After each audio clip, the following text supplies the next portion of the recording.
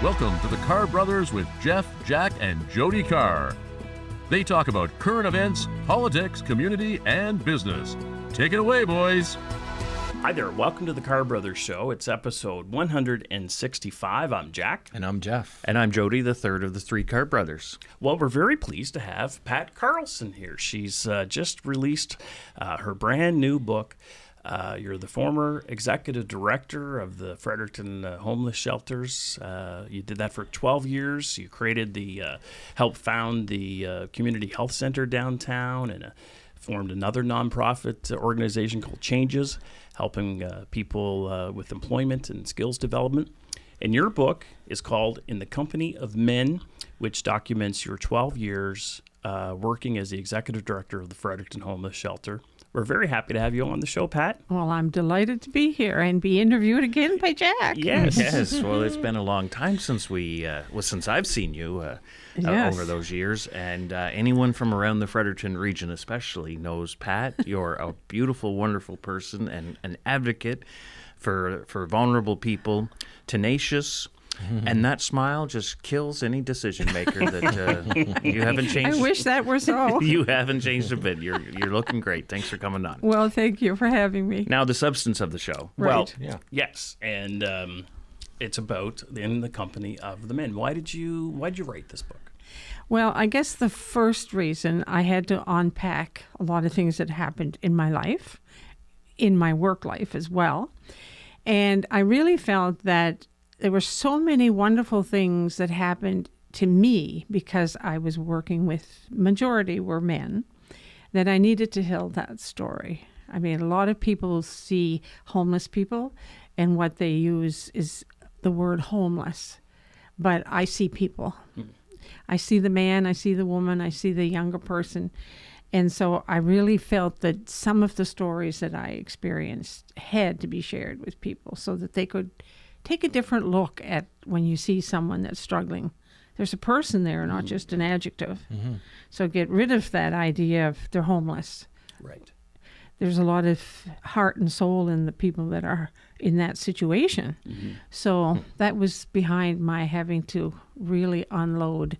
There's a lot of sharing that's beyond the shelter, before the shelter, after the shelter.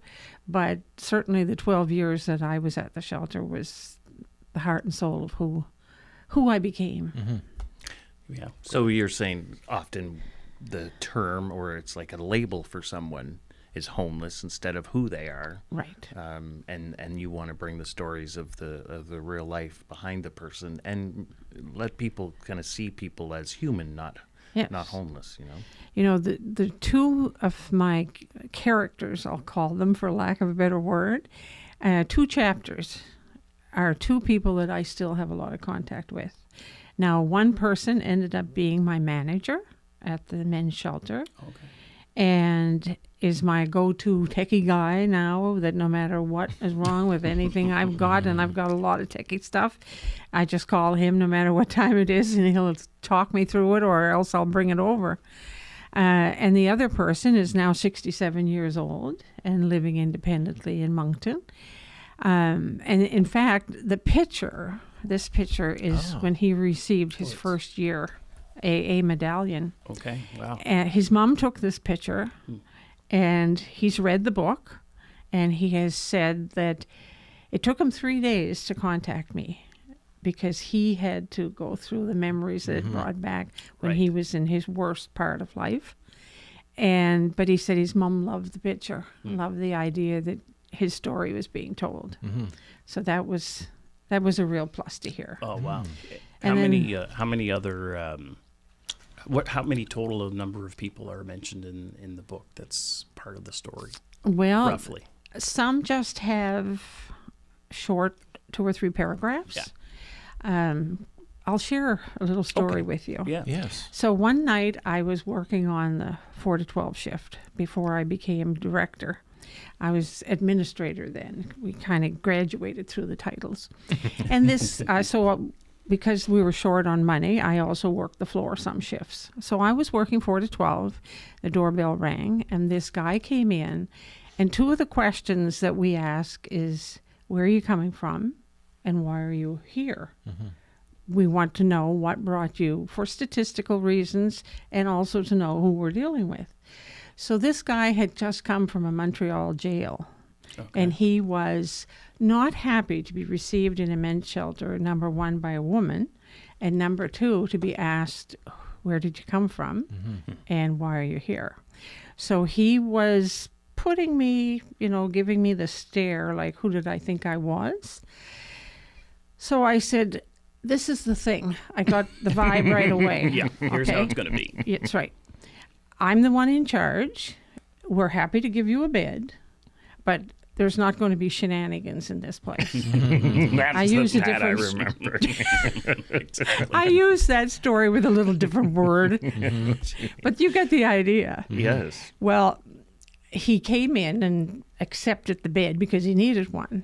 Well, a couple of days later, he got in a brawl and ended up in the city lockup. And at the same time, one of my other friends, we'll call them, one of my other guests was also in the lockup, who went in and out of lockup on a very regular basis. Big guy. Well, this fellow from Montreal made a big mistake in the lockup. He started talking bad about the shelter and bad about me in particular. Well, I don't know if they have cameras or not, but maybe somebody turned and looked the other way. Anyway, he left with quite a black eye. So he left town. Now, that was just a very short snippet, right? Yeah. Now, contrast that to another man who came in who had served 25 years for murder. He'd been released. When he came in, he was calm. He was humble. He went into the office, went through all the paperwork with the person, Sully, who was in my chapter. And when he came out of the office and walked around, he saw a piano, which had been donated to us. And he said, who can play the piano? And Sully said, anybody. He said, can I play now? He'd been locked up for 25 years and sat in front of that piano and played like he had practiced. That whole time, probably. The whole place just went silent. It was a beautiful piece. Can't remember which one it was because I'm not very good at naming music. Well, he didn't stay very long. He found other accommodations and moved on. So there was just like two absolutely different scenarios, right? One was just full of, everybody's going to be mean to me, so I'm going to come in tough and hard and try to intimidate. And the other one was humbled and thankful and grateful that he had a bed and could he play that piano. Yeah. So that's all kinds of stories like that in the book, just to give you some sense of the different types of people who came in and their response to us. So that was, there's a lot of little snippets like that in the book. Wow. That's really cool. And did you find, or did you feel, or still feel, looking back, you made a difference? You were there for a purpose, and you made a difference in a lot of people's lives. I feel that was the best 12 years of my life. And you probably feel they made a difference to you as well, right? They changed me completely.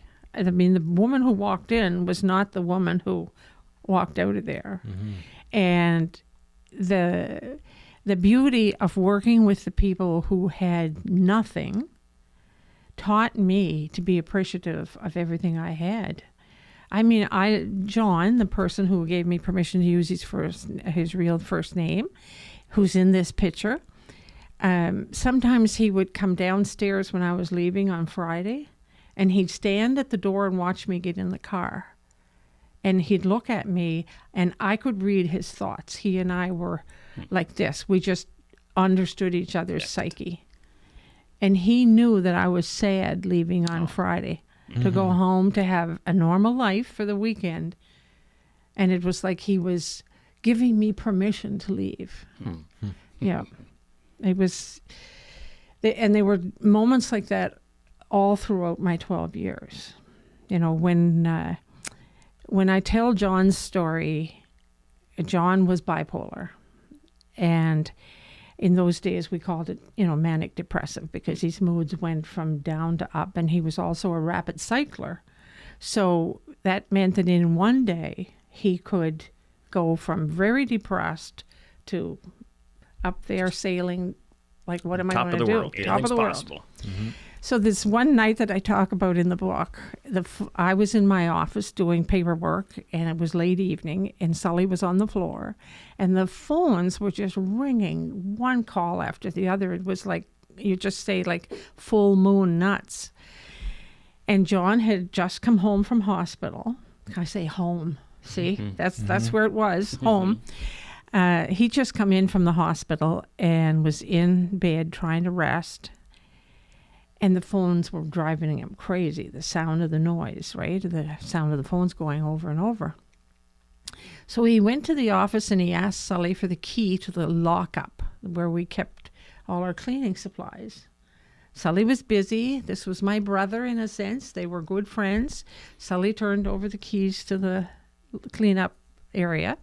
He went in and got a 12-foot ladder, climbed up on the ladder in front of everybody, and people are just looking and not saying a word. No. Sully's in the office answering the phones and dealing with some new people coming in. He cut the phone line. Oh. Suddenly it's quiet. So it's like everybody took a deep breath. It's quiet now. Isn't this wonderful? It's quiet time.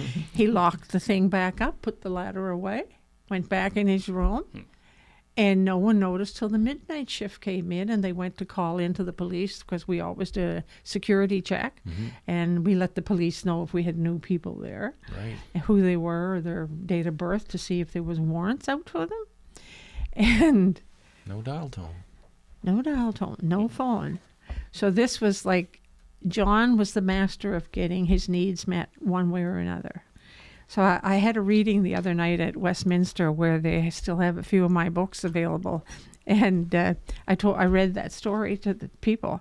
And of course, they just were dumbfounded that this person who's manic depressive or bipolar could get away with having that clarity for a few minutes and then just carry on like there was nothing had happened, nothing out of the unusual. Just detached right from it, did it? So now, how many years ago would that have been, Pat? I started in 95, and I left in 07. So it was in between those years. Yes. And the need hasn't diminished any or gone away. So just tell us about, when those phones are ringing, tell us about the volume or the frequency of those calls, and where would they come from? Outside sources, outside agencies trying to help somebody find a bed? Or there was everything from the police calling because they had somebody they'd picked up on the side of the road. There could have been calls coming in from people who were looking for their family. There could have been calls from other guests to say, I'm going to stay out tonight. Could have been shift worker calling to say, I'm sick, I can't get in, can you cover the shift, work a double? So it was a whole host of calls that would come in. We never knew what was going to be at the door. So, and that hasn't changed. And that hasn't changed, I'm sure. Right. Yes.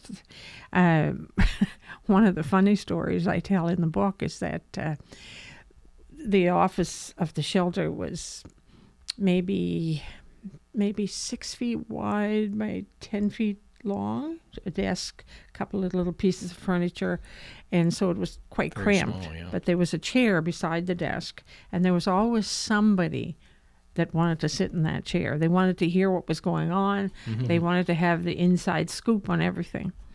So I had a female working for me, and she had a dark sense of humor, just like Sully has. And I talk about that in the books, that you need a dark humor to survive some of these situations. So the phone rang, and she said to Sully, are you alone in the office? And he said, no, there's 3 or 4 of the guys in. So she said, well, keep the guys there, but I left a parcel downstairs for you. Go get it, and when you get the parcel, close the door. So he went down, got the parcel, brought it in, said to one of the guys, close the door.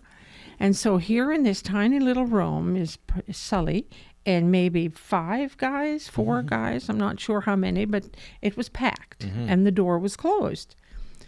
So he opens the box, and everybody hollers, oh, shit! She had bought a commercial turd that is scented to smell like Oh, it. no.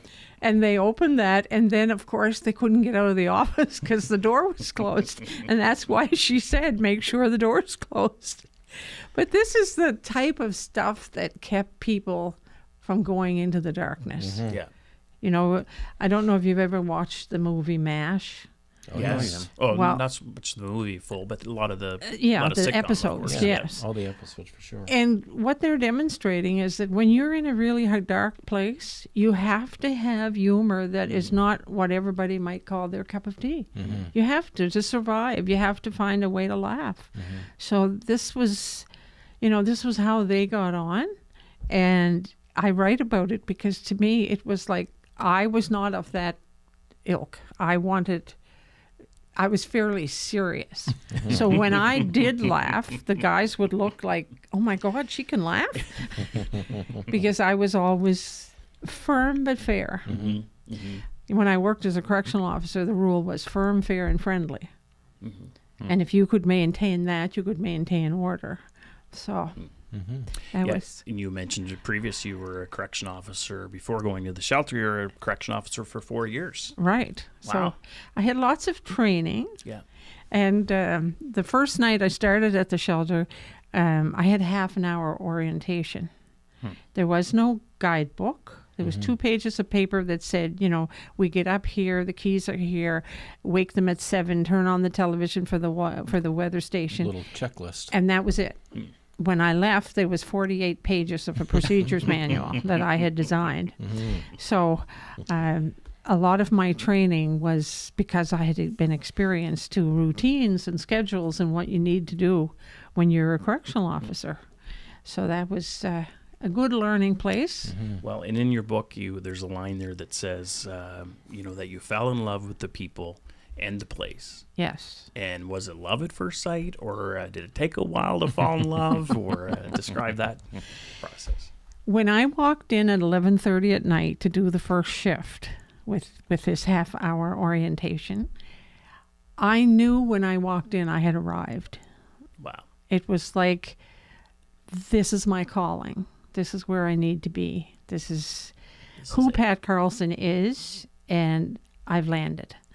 So every day became the opportunity to use every skill I had. I could be as creative as I needed to be. I could be checking on routines and taking care of people and, bringing somebody a bucket of salt water to soak their feet, which I did. I mentioned that in the book as well. So everything I had inside me, this place gave me the place to bring it out and express it. Wow. You gave it all. I gave it all. And then some, probably. And then some. Wow. Tell us about the shelter at the time when you were working there. Like, how big was it? What was the condition like? Quite a transition, and I talk about that a fair amount in the book.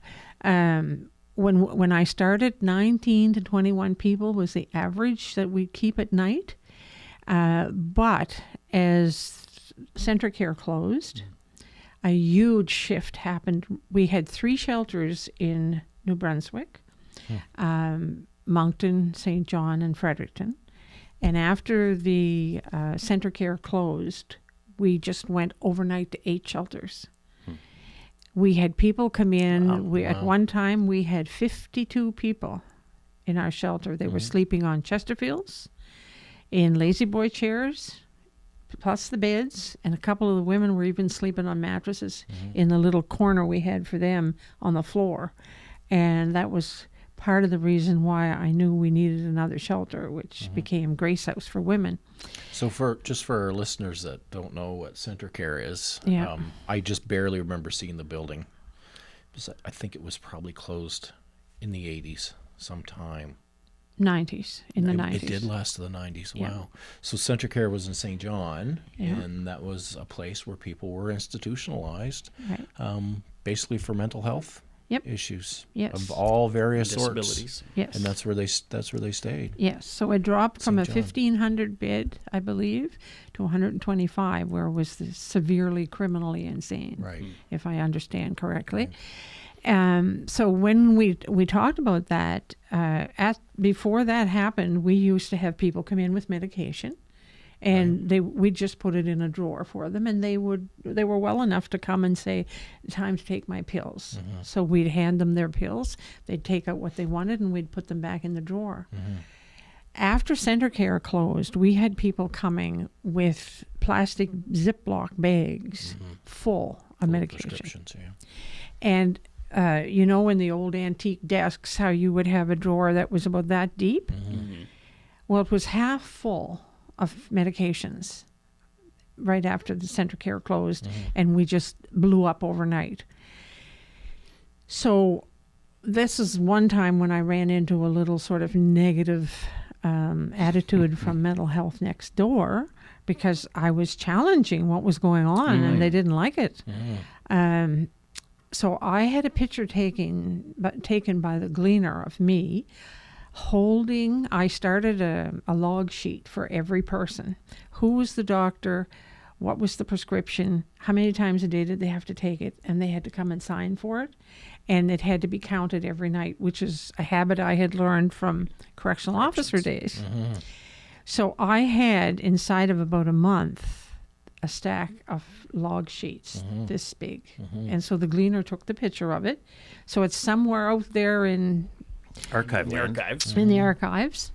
And this was the change from a few people taking meds to we became a mental hospital overnight. Wow. Yeah, without the infrastructure, the support, and the expertise, staffing, and the, I guess you could look back, and a lot of people say that the promise of community support wasn't there when the doors were closed. Exactly. And basically a budget cut and no improved community life. Right. You just were out wandering until they found the service. Yeah. I write in the book that I wonder if economists study in university the impact their cuts will have on people. Because we look at a statistician or an economist as someone who looks through the numbers and says, this is going to give me a balance sheet. But attached to every one of those balance sheets are lives that are either going to be impressed or improved or lost. And that's what had happened. And it was going on across Canada. We weren't the only province to do it. This was sort of, the community is where our people belong. Well, yeah, exactly. It sounds good on the surface that it's freedom and in the community, but in the community with what? And that missing piece was missing, which is just a complete budget cut. Yes. Anyways, so that's very frustrating for you as part of your advocacy. You'd have to then go to the ministers and to the departments and say, this is a problem. We spoke to many, many people. I'm sure I raised Cain more than people liked. I know some people thought I was too outspoken. And the people at mental health, they were overrun as well. Right. And they didn't have the infrastructure to deal with all this. So my speaking out about it, of course, made them look bad. Yep. But I wasn't there about making them look bad. My words have always been, just because it's written as a policy doesn't mean it's right. And it doesn't mean that you can implement that policy exactly as it says. And with no funding or resources, or Exactly. not enough anyways. Sure, we had a mental health clinic. Yep. We had mental health workers. They had a detox center. So, but it didn't mean that everybody that needed those services, the waiting list was 2 years one time. So Well, that's a great story, connecting a lot of those dots, and it's still relevant today. So we're just going to take a few minutes to take a break and allow our listeners and our viewers at CHCO to watch some of the commercials and the sponsorship ads, and we'll be right back in a few minutes.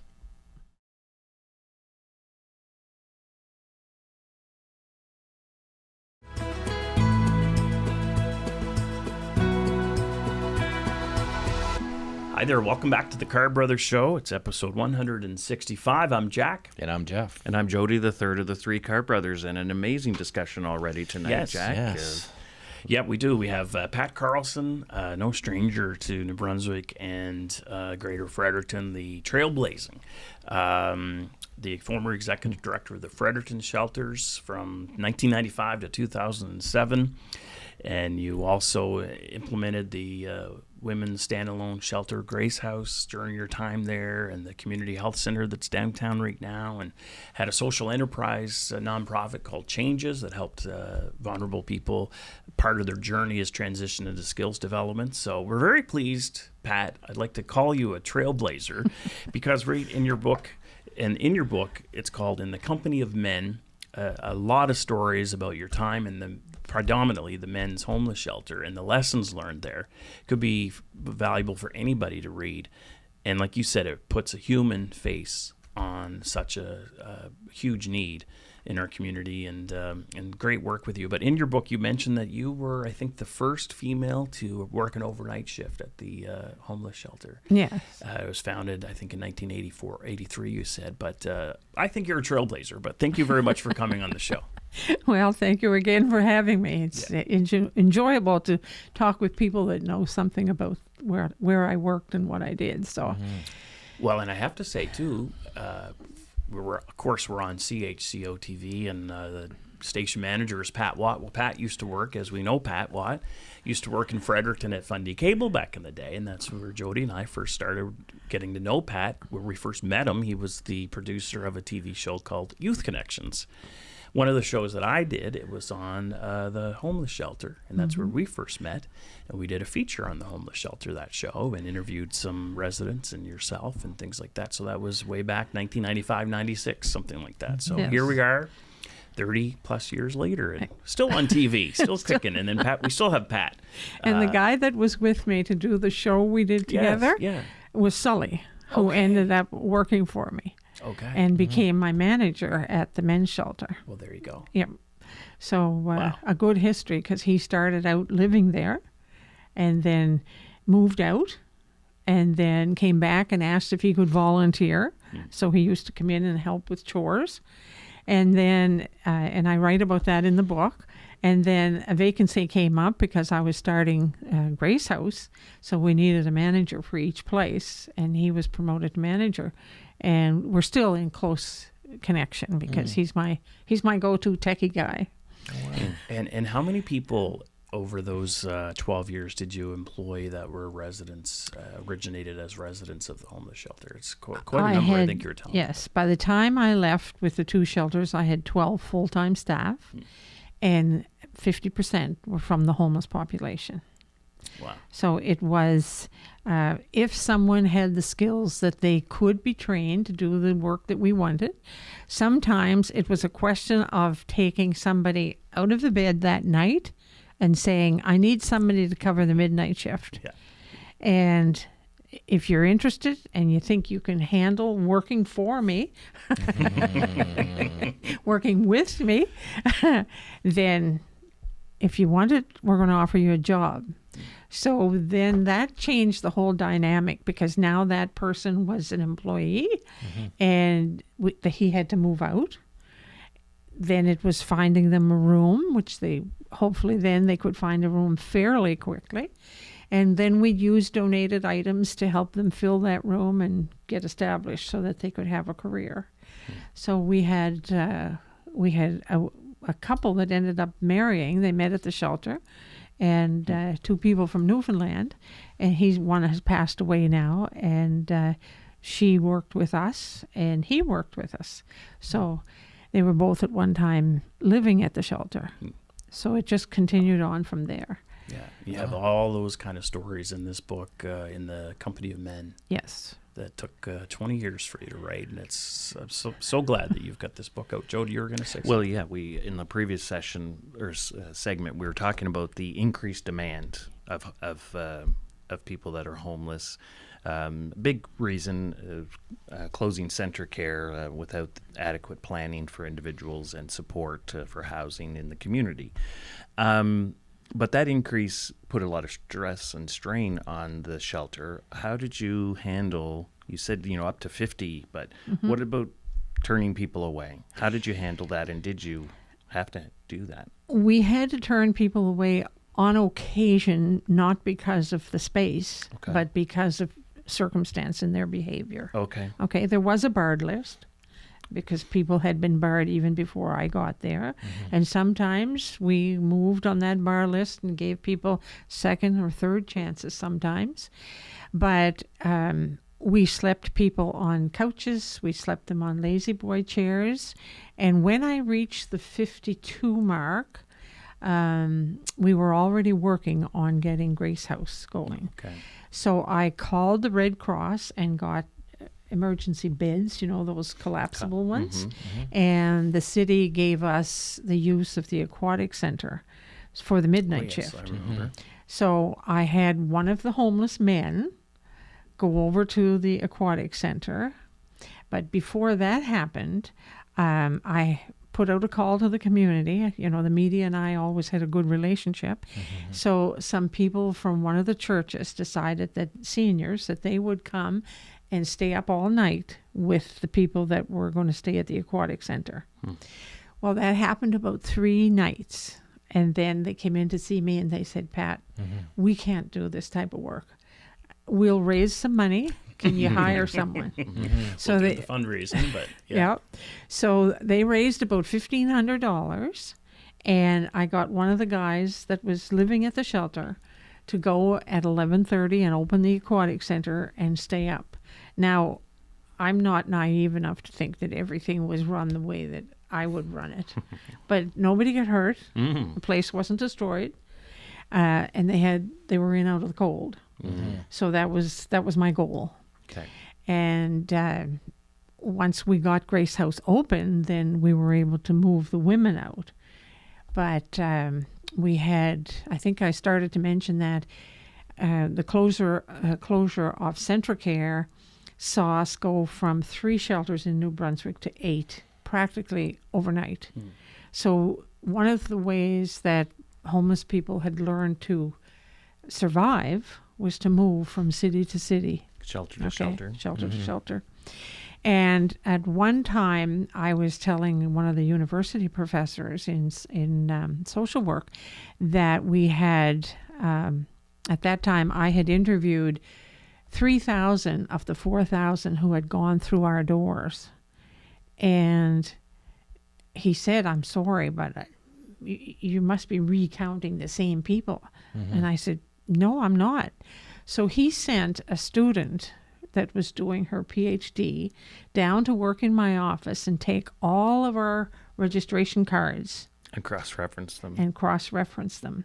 And when she got to 2,300, she called him and she said, I'm at 2,300 and there's a lot more to go. no He said, oh, you weren't exaggerating. I said, I don't have to exaggerate. This is bad enough. People only exaggerate when they want the story to get more embellished and be worse. You But didn't want that. I didn't have to do that. It was already at max. Wow. Do you feel that it's worse now?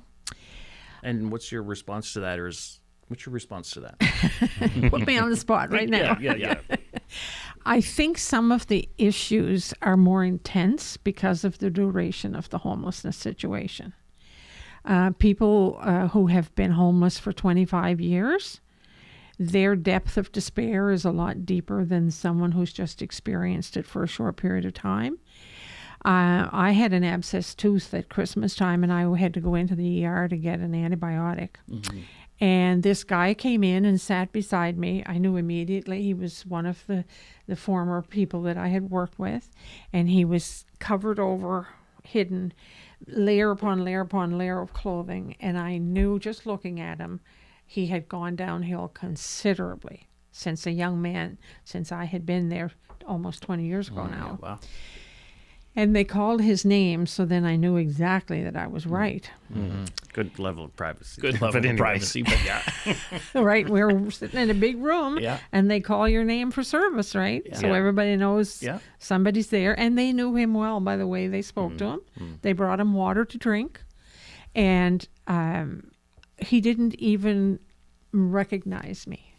He had gone into heavy drugs. And I knew just from reading the room and reading him that there was absolutely no point in my trying to say hello. He was below bottom. One of the things I used to say to people when I spoke to them that were using, have you reached your bottom yet? because no one gets to want to improve until they've hit bottom and they recognize it. I'm sure you'll attest to that. Yeah, it's true. Well, he had gone from just a young man who used to smoke some pot and have a few drinks to someone who was completely on the street. He wasn't living at a shelter anymore. He was under a tent somewhere. Wow. So, yeah. So you're saying it's just duration. The longer the duration, if it's... It gets much worse. And the more despair a person feels because you become desensitized to what possibilities might be out there. So are we hearing just more about it because of social media, or is it worse, or is it hard to tell what exactly? I think it would depend on the individual person, right? Right. We have so the numbers of people or the... Exactly. You know, we have, I've read in the newspaper over the last few winters that they're full at 25. Well, I had a lot more people than that, right? So they need you to come back. So I don't, no, thank you. No, I'm just... Too old for that now. Yeah. But Sully always says he'd go back if I was still running it. Anyway, when you have... It's sort of backed up to a different number, right? For different reasons. Yeah, I'm and not there's there health anymore. safety, And there's fire marshals, and there's a whole bunch of stuff now that... Yeah, different dynamics. So Well, the needs are a little different. the needs are probably, too, right? different, what you can handle, Yeah. you know, what's going on with the individual people. I know from talking to the police that their life has changed completely. Because one time they could go into a nightclub with one police officer, and as soon as they saw the uniform, the fights would stop. Yeah. Now they say it takes 10 to go in. Just gets the fights ramped up, maybe. Yeah, sometimes. because there's some are coming to town just to have a good fight. Maybe we need a wrestling ring out back. I don't know, but it's hard for me at this vantage point to say what's on the street. Yeah. But from the things that I see and still hear, because I do get word from some people, in fact, John was telling me, and it was kind of ironic to hear, I was speaking to him around Christmas, and he's in another city, and he's saying, it's something awful, Pat. The homeless across the street from my apartment. And to hear that coming from a person who'd been homeless for so many years himself was kind of a, what are you talking about? But there's a whole different level of who's in that homeless category It's a now. whole different dynamic. Completely. Yeah. Heavy drug use. Right. Who's behind the drug pushing. That's changed a lot. So there's a whole dynamic there that is, you know, your next conversation needs to be with a police officer who'll tell you the scoop if they're allowed. So yeah, it has definitely changed, I think, in that regard. Well, that is amazing, and I imagine what we want to do in the next segment too is go into some more stories. Yep, stories. Potentially, and some whatever, and some of what's next, and how you're filling your time, and how, where we can get the book. All these questions we still have, I know. So we'll return in a few minutes right after these.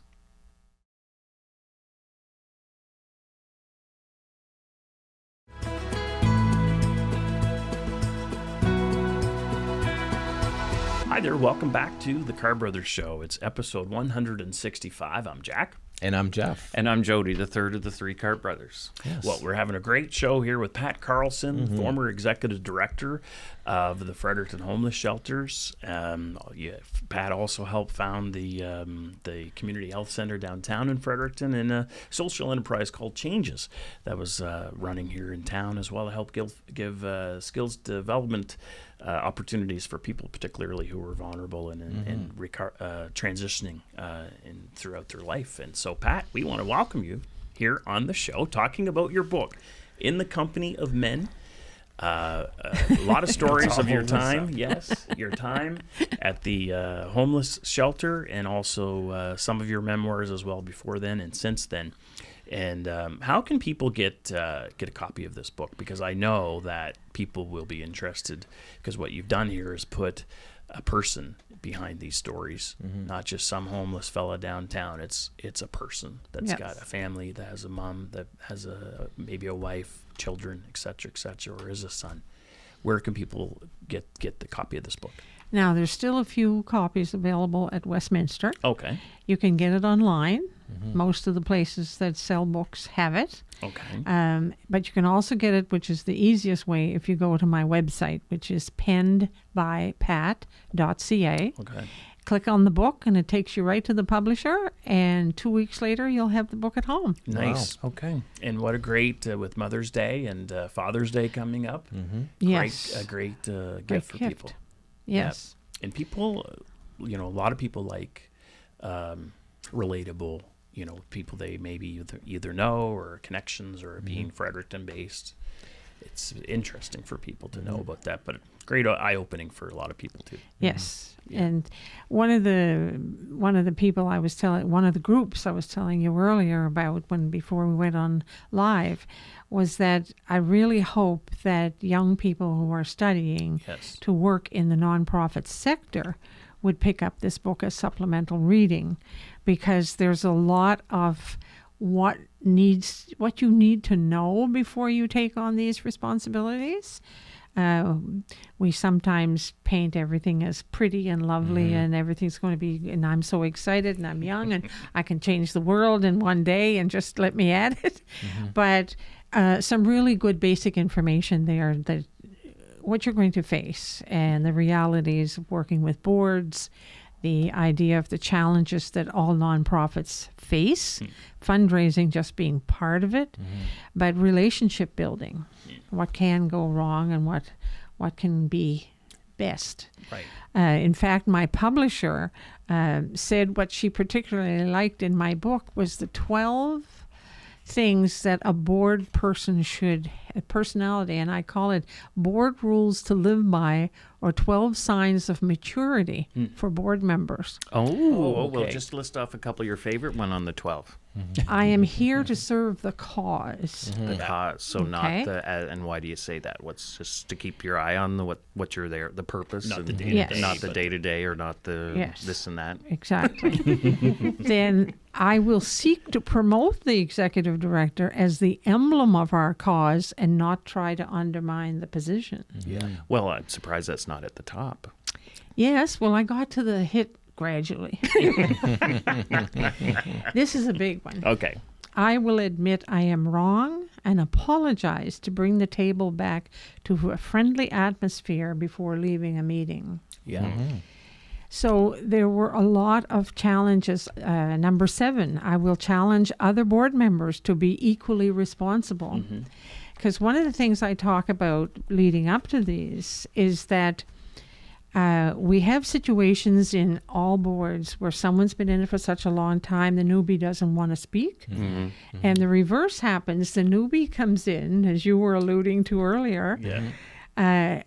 with hot Too to much trot. speak. Oh, yeah. Yes. Oh, we're going to And I'm going to fix this, and this needs to happen. And I didn't even go in and have a personal conversation yet with the ED, but I'm going to fix what needs to be fixed. Yeah, we see I'm that. scared to walk across the room that you work in every day.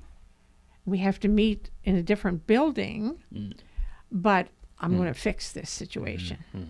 So there's some really good stuff, and there's also some stories that came from other executive directors who were facing challenges and came to me because I'd been in focus for so long, we'll say.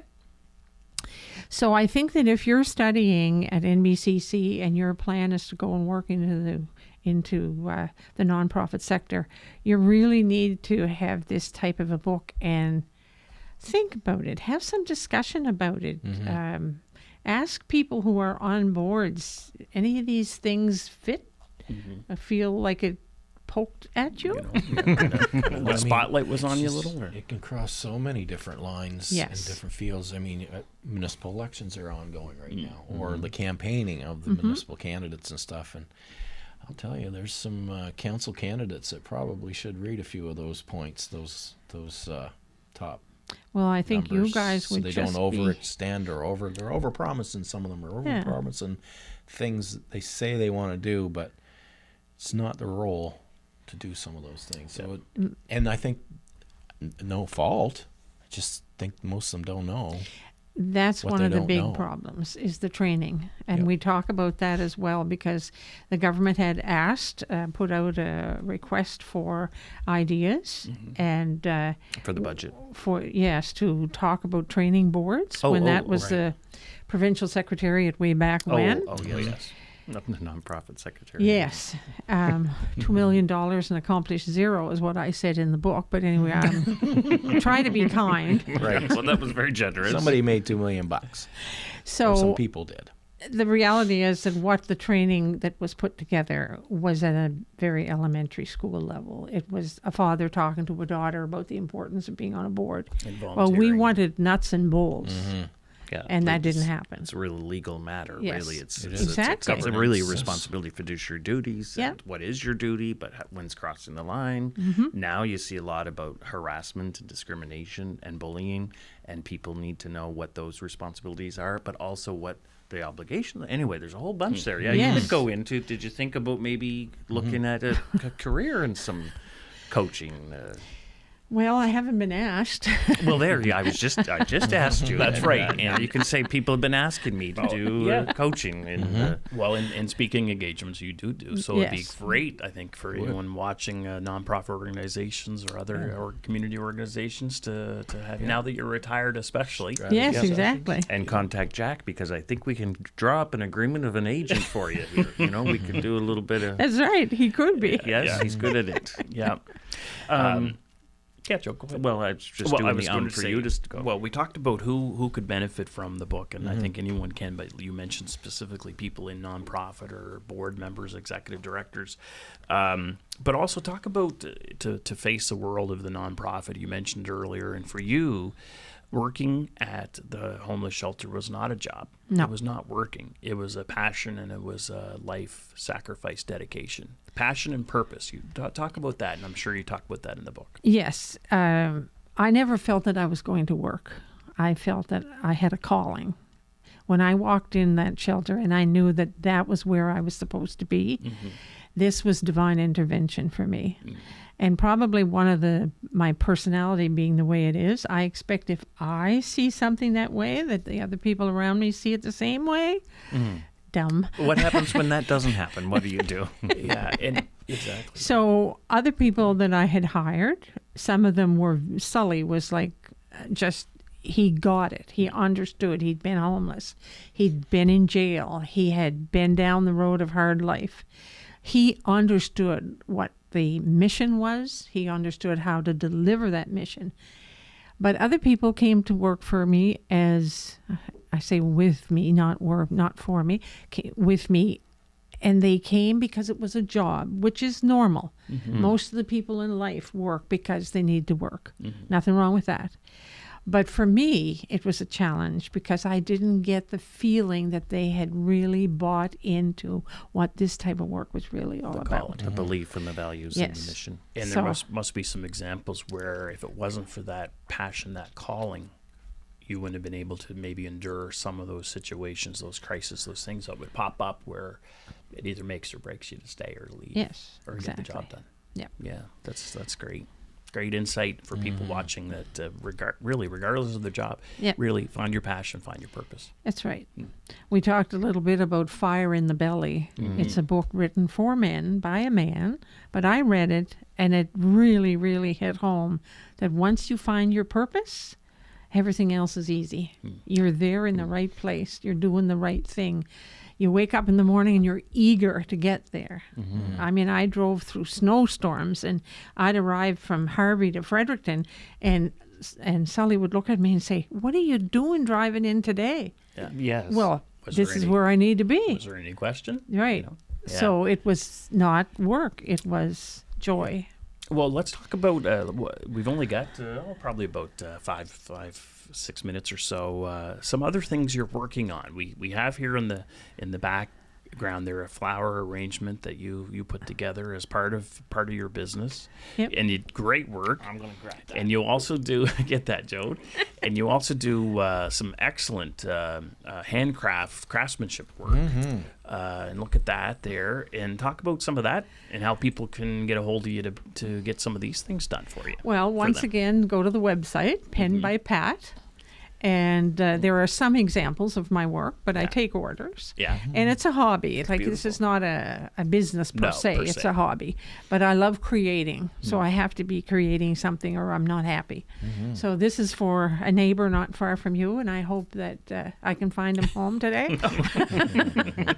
Otherwise, it'll stay here until we can find him home. Right, it's right on our set here. It's amazing. And then you've got some other projects. I mean, this is your main book to promote in the Company of Men, but you've got some other irons in the fire for writing as well. Yes. So I don't know if you recall that in 1957, the last hanging in New Brunswick took place in Dalhousie. No, I do don't recall remember. that being mentioned. Vaguely, but- yeah. This is the question I want to have for you after. Oh. So Thank I you just for making it after. he was a neighbor of yours. ours. Oh, is that where you And- grew up? Was in Dalhousie? And in New Mills. He was Okay. from New Mills. All right. So I recently entered a contest with a short story, and I wrote about this incident. This Okay. last hanging. So I never believed he was guilty. Oh, wow. And my parents didn't believe he was guilty. So my next project, I'm hoping, I've spoken to Provincial Archives to see about getting the transcripts from of the the trials, which he had two. Because in the appeal to the first trial, he won the appeal because of the way he was coerced into confessing. So a lot of research would have to go into that one, of course, but I'm approaching it with a belief that he's innocent. Yeah. And that's what I'm hoping to do. It may not be a full book. It may be short stories and a bit of other things that I wanted to include in this one and didn't get it in. Wow. So anyway, I'm writing. That's exciting. Wow. Yeah. That is. We That's- do like that. I do. Yeah, I like there could reading be the some whole other stories. examples of injustice, decisions of injustice, whether it's not hanging maybe, but other types of decisions. Yeah. And well, this will be great. We'll talk some more about this. He had a bad reputation because he's been in trouble with the law. So he was it's targeted. easy He to knew. be targeted.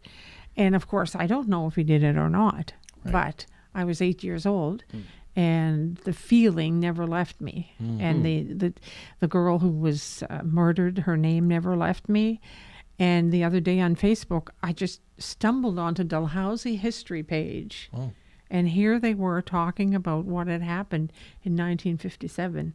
And it just hit me like, I got to write about this. Yeah. And do you remember your parents talking about it? Oh, yes. Yeah. We were raised Catholic. The night of the hanging, Oh, we were on our knees saying the rosary Oh. for his soul. so Wow. And didn't believe that he did it. on top of that. Yeah. So, Well, and I get the feeling of knowing you all these years, but also during this interview, that you've got quite the gut instinct yes. and intuition. And so even way back then when you were 8 years old, your gut was telling you something. It's going to be very, very intriguing and interesting how this rolls out, because I don't think your gut instinct is that far off. Just my feeling from you. Yep. And it's probably one of the reasons I got in trouble here and there and everywhere in the community, because I ran by my gut and I didn't believe other people were wrong. Right. And that's how I express it in the book. I just believe that I was right. So you can believe, what your education is telling you, what your experience is telling you. Yeah.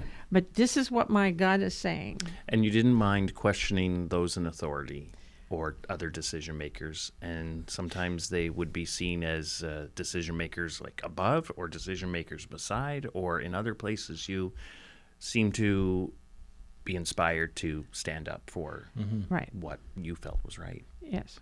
and in a nice, respectful way, and clear, fair, and fair, clear, and And friendly. Yes. Brad Woodside called me a paper tiger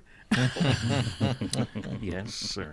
because I, was fighting for something that I truly believed in. But as you said earlier, I don't think I was, cruel or mean to anybody. And if I was, I certainly stand to apologize. But No, never heard that. What Well, else, Jack? Well, we got 2 minutes, Pat, and we'll give the floor to you of anything you'd like to say that you'd like to end on, and some parting words. And What do you want people to hear? I certainly want them to buy my book. Yes, please do. And Once again, it's available on my website at penbypat.ca, and you can order directly then from my publisher, Friesen Press, Friesen all Press. printed and published in Canada, which I think is kind of important these days. I want to say thank you to you guys for this interview, because it was great to be able to just chat with friends and And catch up. catch up with lives. And I came an hour early, so Jack and I Oh, so those that weren't here early missed out. missed a chat. So it's just important, I think, closing, that people realize that homeless does not describe the person. It describes a condition. And within that condition are mothers, fathers, sons and daughters, children. They're people. And as hard as it is to turn your phone off, sometimes you have to do that if you want to get involved and do something that says we have to help in some way. Whatever way works for you. There's no wrong way to help. It's just a question of reading Chapter 9 and finding out if Chapter 9 is going to motivate I you. think I referred to that earlier before we were on. And it's holy, and then the 4-letter word, and that's, you don't see that very often. No, that's the reason enough to buy this book. That's enough. In the Company of Men, Patricia Right. Carlson. That's the first chapter I'm going to read. So I'm going to jump ahead tonight. It's short.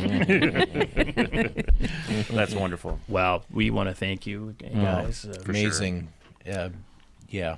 Just an We did amazing a lot person, of work inspiration. in previous governments on the homelessness issue, and governments keep trying to tackle it, and God bless them, they try to work at it. They're and talking they do, about but it. It's a big one. just Yeah. need people like Pat and others, that, because it's the community that does the groundwork and really makes it happen. So, Yeah.